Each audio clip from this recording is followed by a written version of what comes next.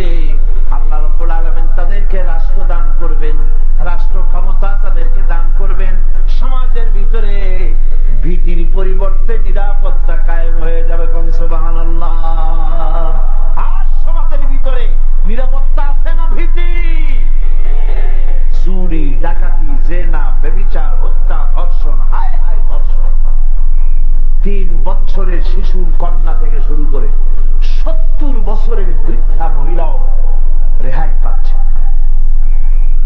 এত ধর্ষণ যে কেমনি করে আল্লাহ জানে। সারা দেশ আশ্চর্য হয়ে গেছে। প্রত্যেক দিন পত্রিকায় খালি ধর্ষণ আর ধর্ষণ। নাউযুবিল্লাহ। সিদ্ধায় চুরি, ডাকাতি সমানে হচ্ছে। এর থেকে কি বাঁচতে চান? আর যারা জবাব দিলেন না তারা কি এই ধরনের কাম আরাম লাগে নাকি? বাঁচতে চান কিনা? চাই বললেই পাবেন না। ইন্নাল্লাহা লা ইউগাইয়িরু মা বিকাওমিন হাত্তা ইউগাইয়িরু মা বিআনফুসিহিম। আল্লাহ পাক বলেন, আমি কোন জাতির ভাগ্যকে পরিবর্তন করি না যতক্ষণ পর্যন্ত ওই জাতি নিজের ভাগ্য পরিবর্তনের সচেষ্ট না হয়। আমরা কি ভাগ্য পরিবর্তন করতে চাই? কারা কারা চাই?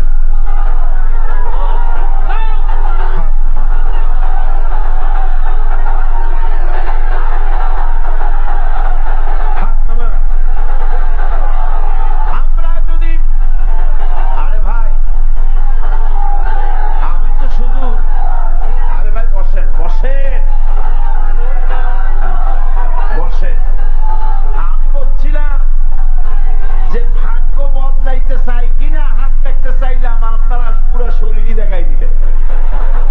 তার মানে হলো অনেক সময় বসা দেন তো এই সুযোগে কোমরটা সোজা করছেন। আমি বুঝছি। একটু মহব্বতের সাথে জিকির করেন সুবহানাল্লাহ, আলহামদুলিল্লাহ, লা ইলাহা, আরো জোরে সুবহানাল্লাহ।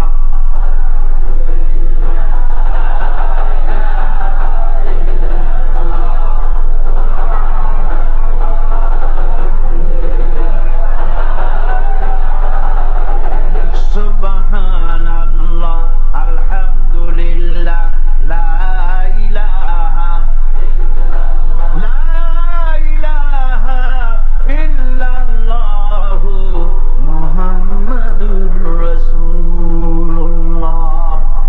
ভাগ্য আমরা বদলাতে চাই, ঠিক কিনা? কিন্তু বিশ্বাস করুন, আল্লাহ রাব্বুল আলামিনের কোরআন আমার হাতে। বিশ্বাস করুন, এ ভাগ্য সমাজতন্ত্র বদলাইতে পারে নাই, পুঁজিবাদ বদলাইতে পারে নাই, ধর্ম নিরপেক্ষ মতবাদ বদলাতে পারবে না, কখনোই পারবে না। জাতির ভাগ্য বদলাবে শুধু কোরআনের আইন। কিসের আইনে বদলাবে? এই কোরআন ছাড়া ভাগ্য বদলাবার আর কোন পথ। কোরআনের দিকে গিয়ে আসো। শুধু তাফসীর শোনার জন্য পাগল হলে হবে না, আমল করতে হবে। মওলানা সৈয়দ সালমান নদভী সাহেব তিনি যে কথাটা বলেছেন, কি দারুণ কথা বলেছেন। তাফসীর শুধু শুনলে হবে না, শুনে এক একজন দায়ী হয়ে যান। আপনারা কোরআনের দাওয়াতকারী হয়ে যান, বাড়ি বাড়ি ডোর টু ডোর চলে যান, মানুষকে বুঝান জাতীয়তাবাদ, পুঁজিবাদ, সমাজবাদ, ধর্মনিরপেক্ষ মতবাদ সকল বাদের পরিণতি বরবাদ। ইসলামের পরিণতি আবাদ। ইসলামের পরিণতি কি? আবাদ। ইসলামের দাওয়াত দেন, কোরআনের দাওয়াত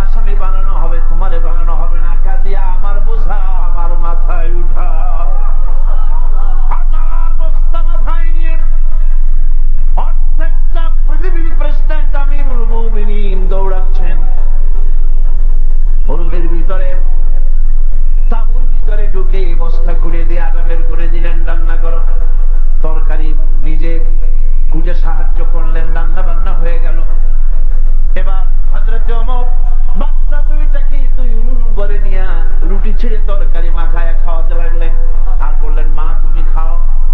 মহিলা খাচ্ছে, হঠাৎ করে মহিলার চোখ পড়েছে এই পথিকের দিকে, এই আগন্তুকের দিকে।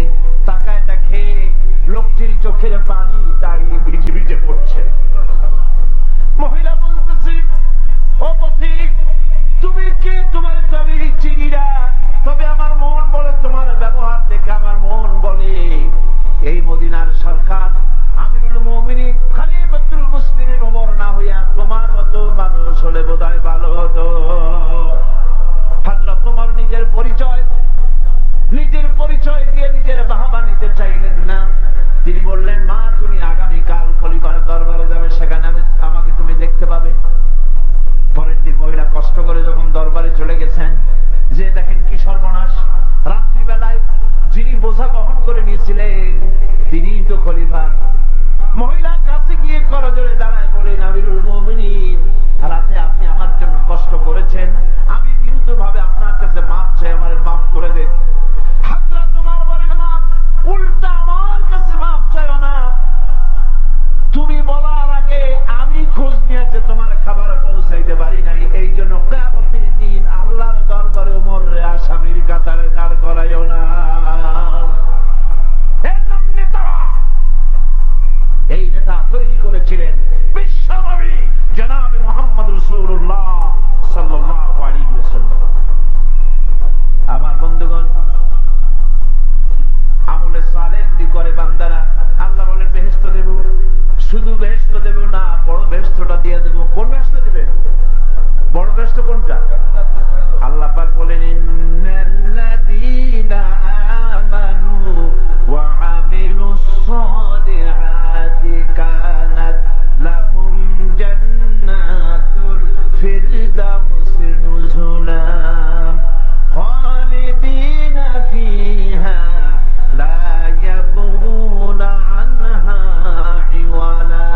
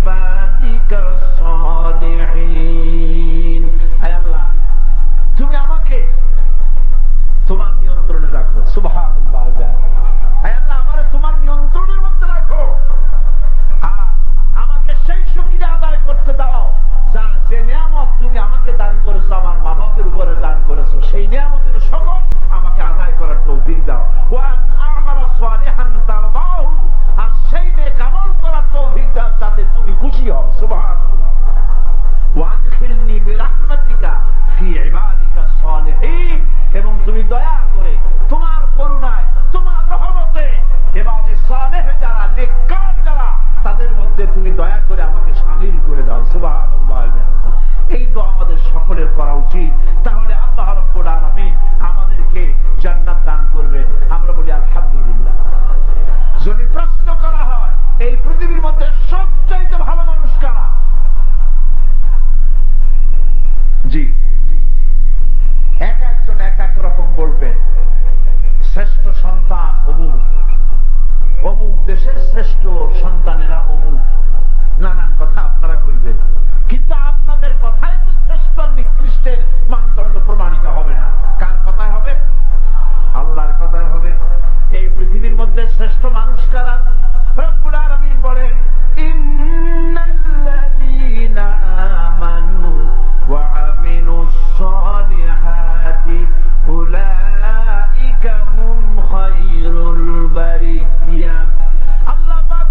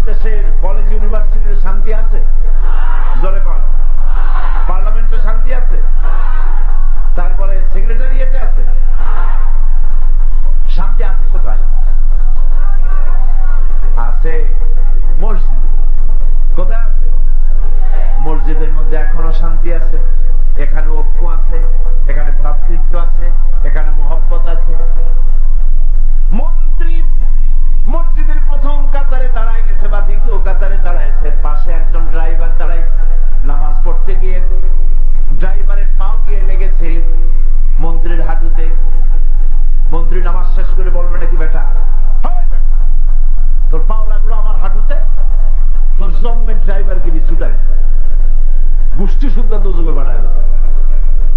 পারবে বলতে পারবে। কারণ হলো ড্রাইভারকে পাশের চেয়ারে বসে খাওয়াইতে পারো না তোমার বড়লোকের ঠেলায়।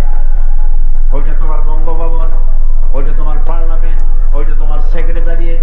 এটা পার্লামেন্ট, বঙ্গভবন, সেক্রেটারিয়েট না, এটা হচ্ছে আল্লাহ রাব্বুল আলামিনের ঘর, মসজিদ। এখানে যখন তুমি ঢুকলাম, এক হি সব মে খড়ে হো গে মাহমুদ ও আয়াজ, এক হি সব মে খড়ে হো গে মাহমুদ ও আয়াজ, না কোই বান্দা রহা না কোই বান্দা নওয়াজ। একই কাতারে সম্রাট মাহমুদ দাঁড়াইছে, তার চাকর হায়াত দাঁড়িয়েছে। এখন আর চাকর নাই, প্রেসিডেন্ট নাই, মন্ত্রী নাই, সব আল্লাহ গোলাম হয়ে গিয়েছে। শান্তি এখন মসজিদে আছে। আল্লাহ কয় শান্তি আছে ওই সব জায়গায় যেখানে আমার আইন মানে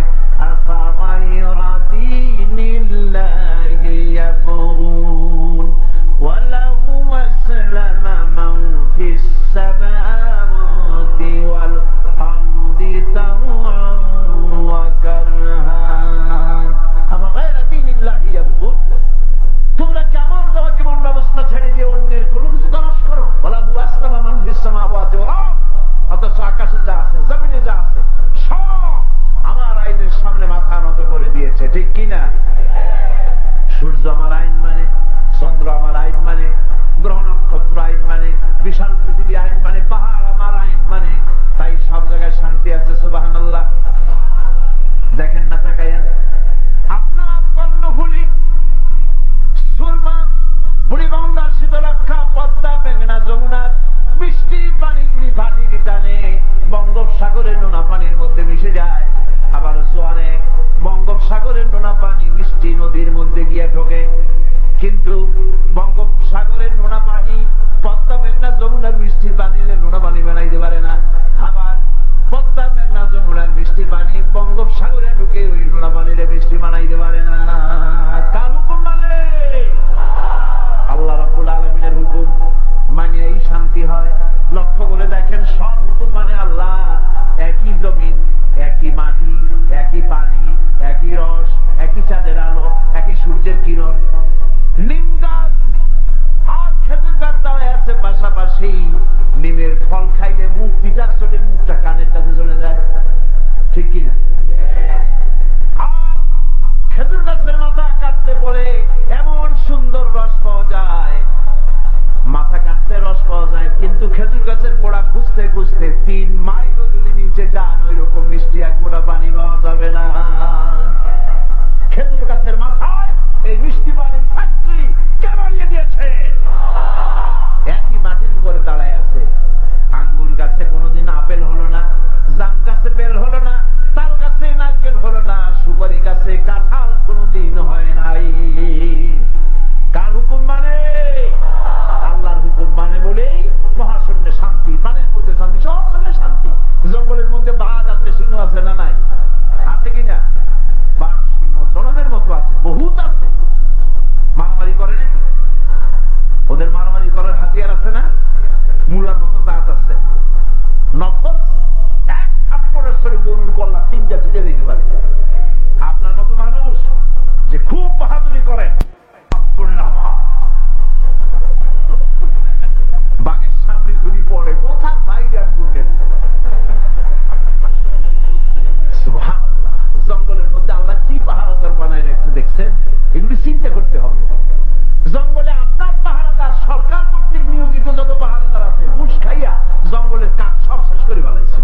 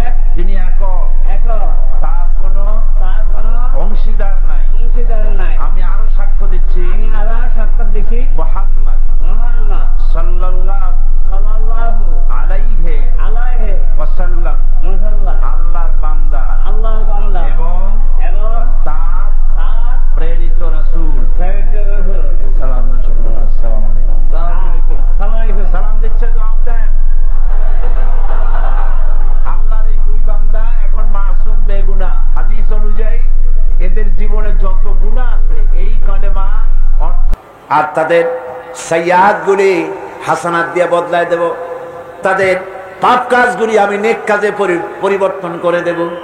লক্ষ্য করে শোনেন, আমার দেশে থানা আছে কিনা? চোরগুলি, ডাকাতগুলি, জিনাকারগুলি, সন্ত্রাসী ধরা পড়ে, তারপরে কয়েক মাস জেল হয়, আবার ছাড়া পাইয়া যায়। আইন তো এখানে ঠিক মতো চলে না, কথা ঠিক কিনা? আইন কি ঠিক মতো চলে? চলে।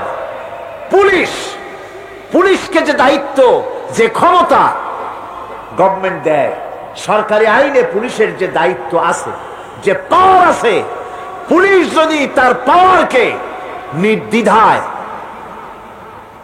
যদি এই দায়িত্ব পালন করতে পারত, আমি বলতে চাই গোটা দেশ একটা সুন্দর দেশে পরিণত হয়ে যেত। কিন্তু পুলিশ কি তার দায়িত্ব অবলীলাক্রমে পালন করতে পারে? পুলিশ বহু কষ্ট করে খাগড়াছড়ি আর বান্দরবানের পাহাড় ঘুরে ঘুরে বড় ডাকাতটারে ধরে ফেলেছে। বড় চোরাচালানি, স্বর্ণ চোরাচালানকারী বড় একটা ডাকাতরে ধরে ফেলাইছে, জীবনের ঝুঁকি নিয়ে ধরছে। আসামি ধরা কি এত সহজ? গেলি আসামি কয় যে আমার হাতে হ্যান্ডকাপ পরাই দেন, আমি আসছি, এরকম করে নাকি? জীবনের ঝুঁকি নিয়ে তারপরে পুলিশ গ্রেফতার করে, তাদেরকে গ্রেফতার করলো। পরের দিন টেলিফোন আসলো, হ্যালো চট্টগ্রামের এসপি? বলে হ্যাঁ। আরে মিয়া তুমি ধরছো কারে? আরে ধরছি তো বল্টু মিয়ারে। কেন ধরলা তারে? কয় স্যার অস্ত্র শুদ্ধা ধরছে। তাতে কি হয়েছে? আমার পার্টির লোক অস্ত্র শুদ্ধা ছাড়িয়ে দিবি যদি চাকরি করতে চান। কথা ঠিক কিনা? এগুলি অনেক আগে হতো, আজকাল হয়তো না, আজকালও হয়। আমি এ কথা কেন বললাম? থানায় আসামিদেরকে ধরা হয়, জেল হয়ে গেল, কয়েক মাস পর বেরিয়ে গেল, থানায় তার নামটা আসামির খাতায় লেখা গেল, চোর হিসাবে, ডাকাত হিসাবে, সন্ত্রাসী হিসাবে, চোরাচালান হিসাবে, ঠিক কিনা? আবার ধরা পড়লো, আবার নাম উঠলো, আবার ধরা পড়লো, আবার নাম উঠলো, জেল থেকে মুক্ত হলো, নাম ঠিকই থাকলো খাতায়। কিন্তু কোন বান্দা যদি গুনাহ করে, আল্লাহর বান্দার জন্য যে খাতা আছে, ফেরেশতারা যেটা লেখে, ওইখানে গুনার খাতায় তার নাম উঠে গেল। রব্বুল আলামিন বলেন, আমার বান্দা যদি গুনাহ করার পর বুঝতে পেরে যখন তওবা করে, তখন শুধু গুনাহ মাফ করি না, গুনার খাতা থেকে নামটাও আমি মুছে ফেলে দেই। এ হচ্ছেন সে আল্লাহ, এবং আমি তার সাইয়্যাতগুলি হাসানাত দিয়ে বদলায় দেই, তাকে উত্তম ভাবে আমি পুরস্কৃত করি। শুধু তাই নয়, শয়তানের ওয়াসওয়াসায় পড়ে বান্দা যখন একটা গুনাহ করে, আল্লাহ বলে দিয়েছেন একটা গুনাহ লিখবি। আদম আলাইহিস সালামকে আল্লাহ পাক যখন দুনিয়ায় পাঠিয়ে দিলেন, হযরত হাওয়া যখন দুনিয়া আসলেন, আর শয়তানের বুজুর্গি সব শেষ হয়ে গেল। শয়তানে বলল, আল্লাহ আমার সব ইবাদত নষ্ট হইল আদমের জন্য, আমি তোমার কাছে ফরিয়াদ জানাই, তুমি 7টা জাহান্নাম বানাইছো, এই জাহান্নাম আরো বানাও। আমি তোমার এই জাহান্নামগুলি তোমার বান্দাগুলি দিয়ে, ওয়াসওয়াসা দিয়ে এই জাহান্নাম ভরে দেব। যে আদমের জন্য আমার সমস্ত ইবাদত পণ্ড হলো, সেই আদম সন্তান সব আমি জাহান্নামে পাঠাবো। আল্লাহ রাব্বুল আলামিন বললেন, এই কোরআন শরীফের ভিতরে আছে, আল্লাহ পাক বলেছেন, ও আমার ফেরেশতারা, শয়তান কি বলল শুনেছ? আমার বান্দা যখন শয়তানের ওয়াসওয়াসায় পড়ে একটা নেকের একটা গুনাহ নিয়ত করবে, গুনাহ করার নিয়ত করবে, গুনাহটা করে নাই, পাপ লিখবা না।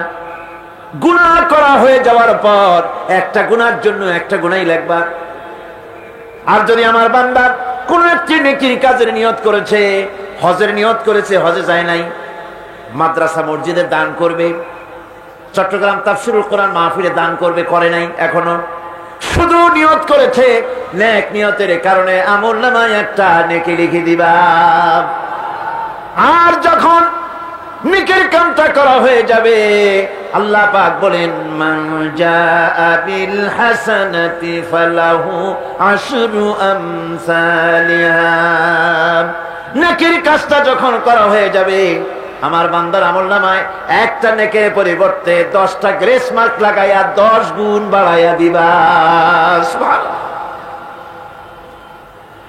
আমি বান্দা, আল্লাহ পাক বলেন বান্দার কোন আমলের উপরে আমি জুলম করি না।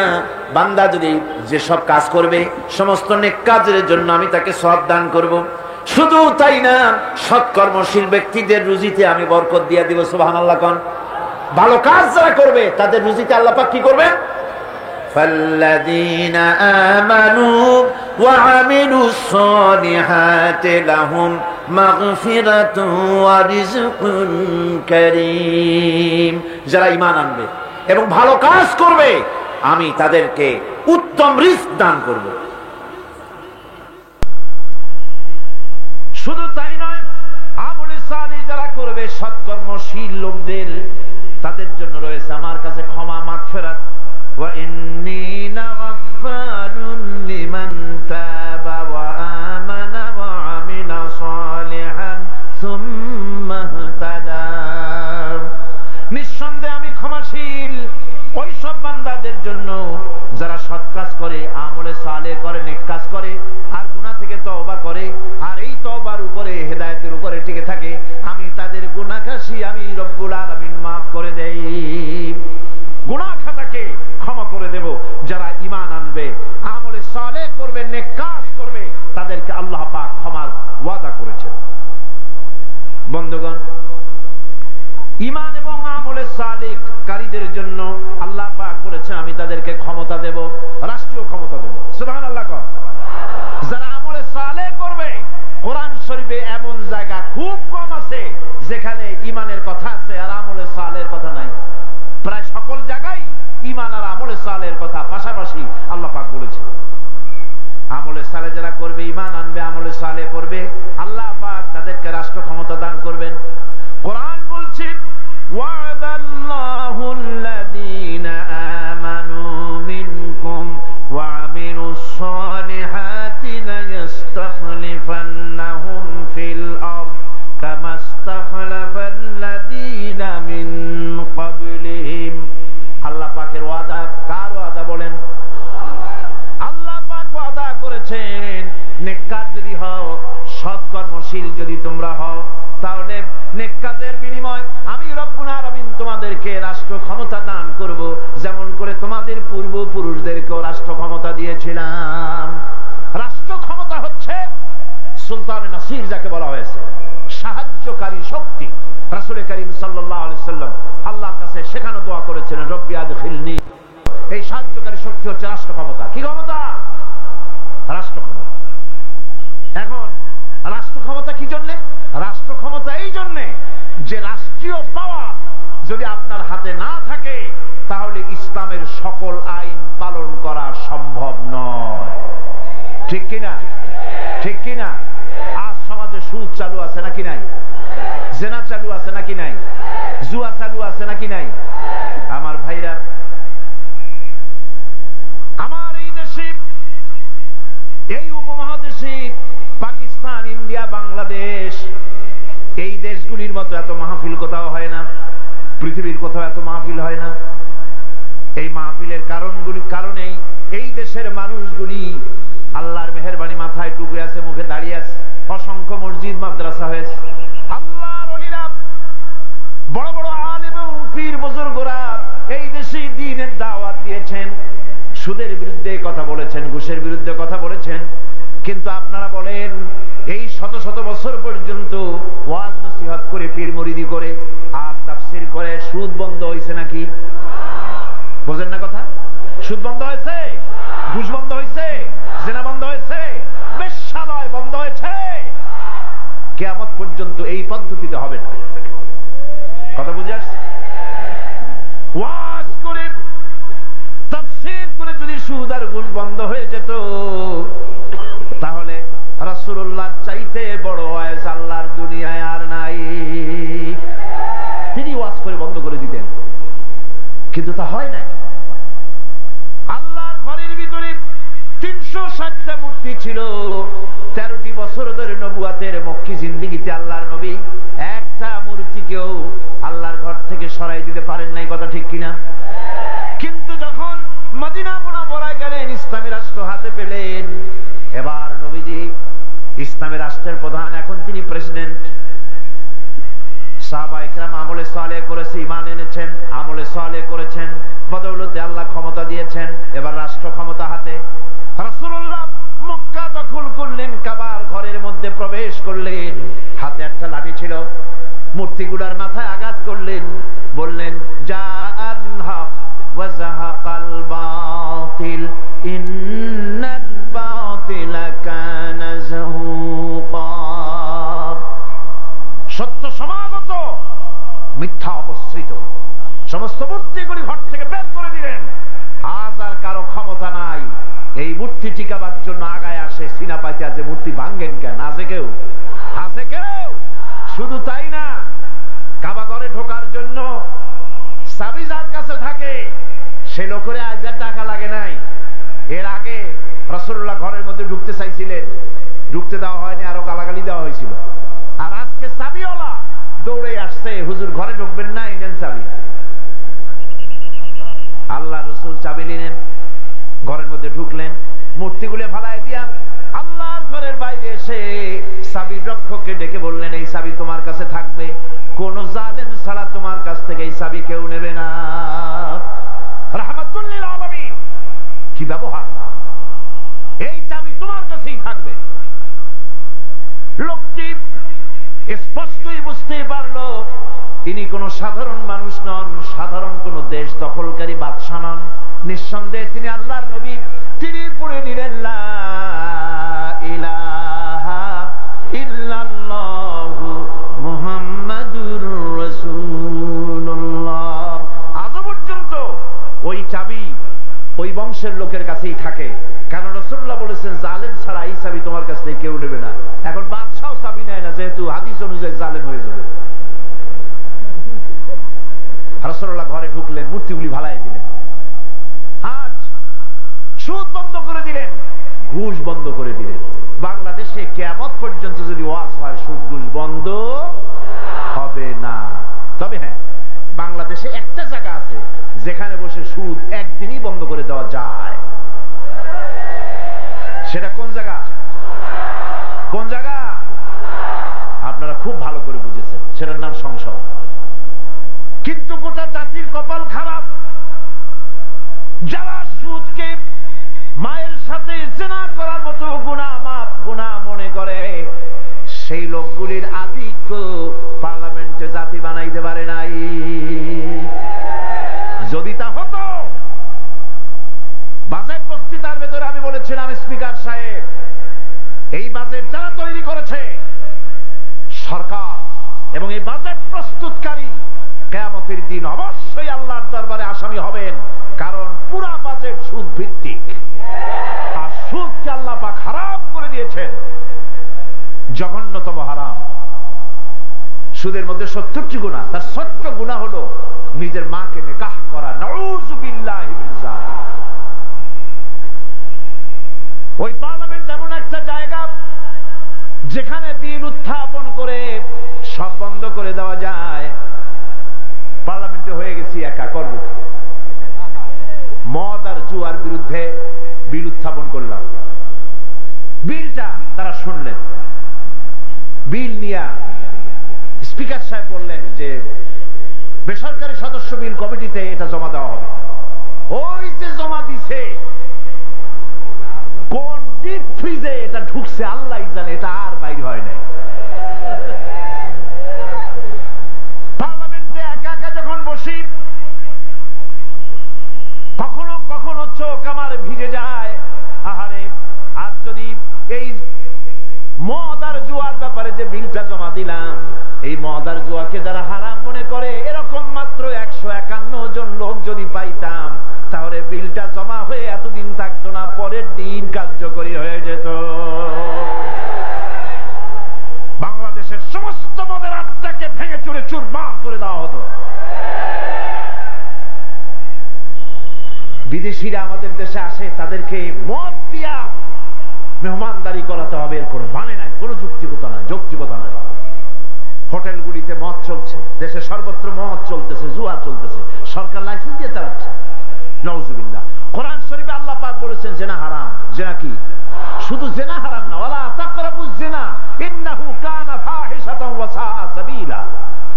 জিনা করা তো দূরের কথা, জিনার কাছেও যাও না। কে বলতেছে? আল্লাহ পাক বলতেছেন জিনা করা তো দূরের কথা, কাছে যেও না। এই কথার হাকিকত, এই কথার হাকিকত হলো জিনা করা তো দূরের কথা, যেই সমস্ত কাজ মানুষকে জিনার দিকে নিয়ে যায় ওর কাছেও যেও না। সেগুলি কি? সেগুলি অশ্লীলতা, সৌন্দর্য প্রদর্শনী, সেগুলি উলঙ্গ নাচ, সেগুলি বেহায়ামি, সেগুলি মদ, সেগুলি জুয়া। আল্লাহ পাক অশ্লীলতাকে হারাম করেছেন। আল্লাহ পাক অশ্লীলতাকে কি করেছেন? হারাম করেছেন। আর সরকার লাইসেন্স দিয়ে জায়েজ করে দিয়েছে, ঠিক কিনা? আল্লাহ জিনা হারাম করেছেন, গভর্নমেন্ট জিনাকে লাইসেন্স দিয়ে হালাল করেছে। নাউযুবিল্লাহ। যত বেশ্যালয় পতিতালয় আছে, এই পতিতালয়গুলি গভর্নমেন্টের লাইসেন্স আছে না? নয়। এখন এইটার একটা নতুন নাম হয়েছে, এখন আর বেশ্যাও বলে না, পতিতাও বলে না, নতুন সুন্দর মডার্ন নাম সেক্সুয়াল ওয়ার্কার। এটা হচ্ছে যৌনকর্মী। নাউযুবিল্লাহ মিন যালিক। এই যৌনকর্মীদের কলকাতায় বিশাল এক সমাবেশ হয়েছে, সেখানে মন্ত্রীরা এসে তাদেরকে স্বাগত জানিয়ে বক্তব্য রেখেছে। সি সি, লজ্জা। সুন্দর সুন্দর নাম আবিষ্কার করে আর মনে করে মৌলবীরা এটা বোঝে না, অথচ আমরা যে বুঝি ওরা আবার তা বোঝে না। আজ আল্লাহ মদকে হারাম করলে এরা মদের লাইসেন্স দিয়ে দিল, হালাল করে দিল, ঠিক কিনা? রব্বুল আলামিন মদকে হারাম করেছেন, সরকার লাইসেন্স দিয়ে মদকে হালাল করে দিল। আল্লাহ জিনাকে হারাম করলেন, এরা লাইসেন্স দিয়ে হালাল করে দিল। আল্লাহ সুদকে হারাম করলেন, এরা সুদকে লাইসেন্স দিয়ে হালাল করে দিল। কথা ঠিক কিনা? আল্লাহর সঙ্গে নাফরমানি করতেছে সরকার নানান ভাবে। গোটা জনগণ আল্লাহর কাছে এ ব্যাপারে দায়ী হবেন না, এই চিন্তা যদি করেন তাহলে বোকার স্বর্গে বাস করবেন। জনগণ দায়ী হবে কিনা? কেন দায়ী হবে? আন্দাজে খালি কোন যে আগে তো বুঝে নেবেন দায়ী হবেন কেন। ফেরাউন কিয়ামতের দিন ফেরাউন একা জাহান্নামে যাবে না, এরকম বেরহম দিলের লোক ফেরাউন না। ফেরাউন এত নির্মম না যে কিয়ামতে একা জাহান্নামে যাবে। এটা কথা হইল। ফেরাউনকে ওই গতি পর্যন্ত পৌঁছে দিতে যারা সাহায্য করেছিল ওদের সাথে নিয়ে জাহান্নামে যাবে। এই জন্য রায় হলো এমন জিনিস, ভোট মানে হলো রায়। এই রায় প্রদান করে কার পক্ষে রায় দিতেছেন সেটাই হলো কথা। ফেরাউনের স্ত্রী ছিল আসিয়া। ফেরাউনের স্ত্রীর নাম কি? সে ভোট দিছিল কারে? মূসা আলাইহিস সালাম রে। মূসা আলাইহিস সালামের প্রতি ঈমান আনলেন, আল্লাহর প্রতি ঈমান আনলেন। এই অপরাধে ফেরাউন বলল তারে তক্তার মধ্যে পেরেক মারো, শত শত পেরেক, শত সহস্র পেরেক মেরে তক্তাটারে সিট করিয়া ওর উপরে আসিয়ারে ভোট করে শোয়াই দাও। আসিয়ারে ভোট করে শোয়াই দিল। তারপরে চতুর্দিক থেকে তারে পিটাইতে থাকো, পিটানো আরম্ভ হলো।